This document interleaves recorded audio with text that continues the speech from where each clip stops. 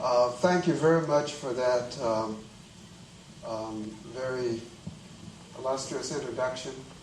All of those things may not be true, but I thank God for the rumor. I'm indeed pleased to have the opportunity to visit with you this evening. We deal in an area that's controversial, that getting unanimity of opinion is sometimes difficult, but at the same time, that is indeed the challenge of democracy. So when I received the invitation to come, and I saw the title of your organization, the Dialogue Center, I said, well, gee, that's what we've been trying to do for a long time. So let's go out there and see what they're up to. And I learned just a little bit more from your website. And you know, these computers these days, it's just phenomenal, the kind of information that you can find out about people without even leaving the office. So it's good to know, though, that you're here, that you're reaching out, that you are not only reaching out to bring people in, but it's a two-way communication process. And the more people and organizations that you interact with, the more effective you will become. But also, more than that, it's diminishing the gap, the cultural gap that exists. The more people that you interact with, the more you learn about them, and at the same time, the more information you can share.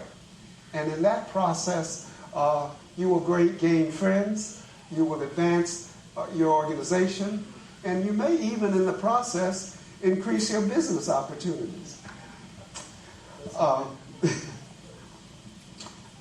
Let me just put my remarks into context, because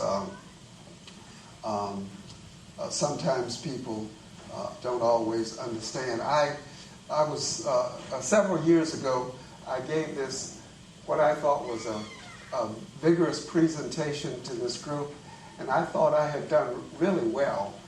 And so I sat down, and I saw the group on the right, on the left, was applauding thank you. Yeah, you can put it right there. Yeah. This group on the right was applauding very vigorously. And the group on the left, the other side was, they were hissing. And so, I was a little bit confused. I said, well, gee, I got through with some of them anyway. So after the meeting was over, one of my friends came up to me and said, Homer, you know that after your presentation, there was applauding and there was hissing. I said, yeah, I remember. He said, well, the group that was applauding you, or was applauding, they weren't applauding you. They were applauding the other half that was hissing you.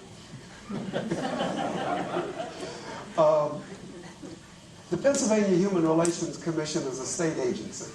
We're responsible for the enforcement of the Pennsylvania Human Relations Act and the Fair Educational Opportunity Act.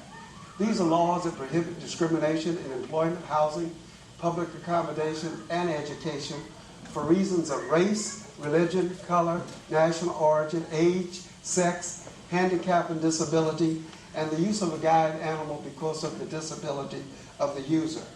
Now, contrary to many beliefs, when it says no discrimination on the basis of race, it also means that it's not only African Americans who can file complaints on the basis of race, but whites as well.